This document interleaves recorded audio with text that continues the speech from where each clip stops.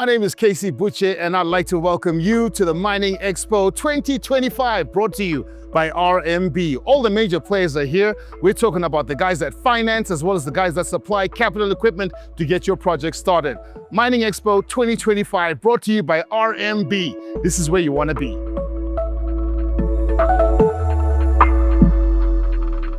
Good day, viewers. My name is Olavi Hangula, and I'm the coverage banker for Mining and Energy at Rand Mission Bank, Namibia. You're joining us here at the Namibian Mining Expo 2025, and I'm gladly joined by the country manager of B2Gold Namibia, John Roos. Thanks for joining me, John. Thank you very much. Yeah. John, you also wear the hat of the first vice president of the Chamber of Mines. That's correct. Yeah, it was mentioned this morning that this is another successful mining expo with a booth coverage of, I think, 335 booths that have been booked here today. Yes. So what are you expecting from this year's mining expo? What are your sort of KPIs as the Chamber of Mines? So I think maybe if we go back about 3 years back, when I joined the chamber, this expo has grown exponentially to where it is today. Where it was, the first expo was in 2010, and it's really grown into a large-scale revenue generator for the Chamber of Mines. Now, why do we do this? Is really to showcase what Namibian mines do for the country, and then secondly, to show the linkage between service suppliers and the mines. And that's really an excellent opportunity for mines to network with their service suppliers, and for mines leadership to network with each other, really to build solid relationships. So the Namibian Mining Expo is just growing year by year and becoming stronger and stronger, and hopefully in the future we can possibly see a world where we integrate oil and gas into this very successful expo. Lovely. Let's talk gold. I think we've seen the last couple of months to a year, gold has been at all-time highs. It keeps going up, and maybe you can just give our viewers a high-level overview of B2Gold's operations here in Namibia, particularly at the Otjikoto mine. Yeah, for sure. So if we look at 2024, we had an exceptional year in terms of gold production, 198,000 ounces of gold production, and delivering substantial returns to the Namibian economy in terms of taxes, royalties, export levies, local procurement, employment. That's really B2Gold's ethos. Is when we start operating in a country, we want to give back as much as we can on a fair basis. And then also, when we exit the country one day, we want to leave the country in a better state than what we have found. Those are the sort of ground rules that we work according to. And that's why you'll see us leading in environmental initiatives, rehabilitation, on our corporate social responsibility initiatives. We're doing exceptional work there. Not to be boastful. Yes. Of course. But your question was more around gold production. So next year, 2025, we're looking at producing between 165 and 185,000 ounces of gold. We are solidly on track to meet that guidance towards the end of the year.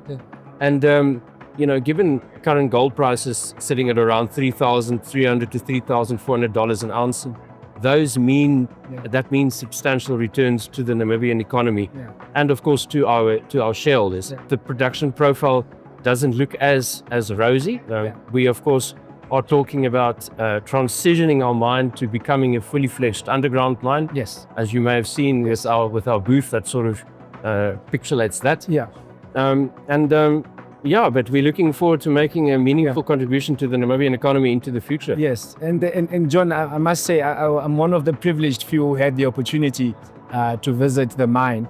And I was confused. Is it a crop farm? Is it a mine? Is it a lodge? It goes to your point that B2Gold's really focused on post-production. What are you leaving behind, right? And it's beautiful to see. And I really hope that more operations countrywide take your lead and inspiration and leave from your book.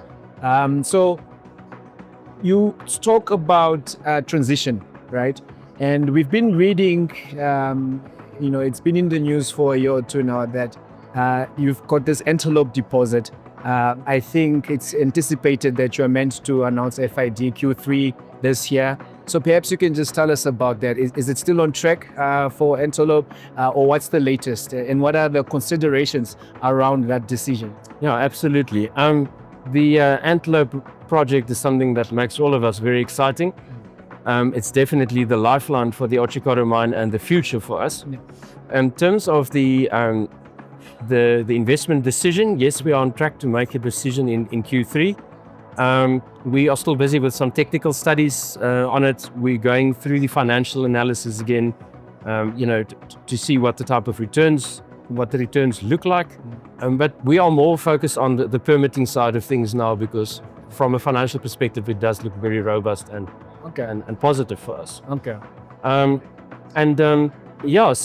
So I guess by the time we make that decision, then we'll hit the ground running next year. But I think the important thing is we've already availed around $10 million for early works this year without investment approval. So we wanted to de-risk the timeline through that. Okay. And so we're busy with all those early works now with the perhaps necessary approvals. Yeah. How does that tie into the bigger total capex required to make antelope a reality? Yeah, it's a significant amount of money that needs to be spent on development. So we're talking around $110 million. That will be spent over the next 2.5 years. So 2026, 2027, and then a bit of 2028, when we expect first gold to come out of it, probably to the latter part of 2028, beginning of 2029. 5-year life of mine with around 65,000 ounces of gold coming out per year. Which is obviously significantly lower than the current output, right? Yes. How does that translate then in terms of jobs? What does that picture look like, or how will it look like when antelope is up and running? Yeah. So in terms of our operational strategy right now and where we're heading with our labor force, is we're right-sizing the operation to be able to cater for a reduced production. It's going from 180,000 ounces a year to around about 110,000 ounces once we get the antelope into production. So a reduction in headcount, but that makes the economics positive for us in terms of the 100,000 ounces that we are producing. So by the end of the year, we'll sit with plus minus 400 permanent employees on the mine. Okay. And that's sort of our steady state that we're looking at going forward, and that will be running the antelope mine and the low-grade stockpile process that we've put in. Yeah, I'm sure the viewers would be delighted to hear that it's not the end of B2Gold. It's just a different B2Gold. And I mean, 400 is still a significant number of employees in as far as our economy is concerned. Yes. Talking about jobs, tomorrow you are part of a panel on local empowerment. Perhaps you can just give us high level what it is that your message for the audience will be. I think local empowerment, local content, what Namibians get out of their resources is a very topical discussion at this point in time.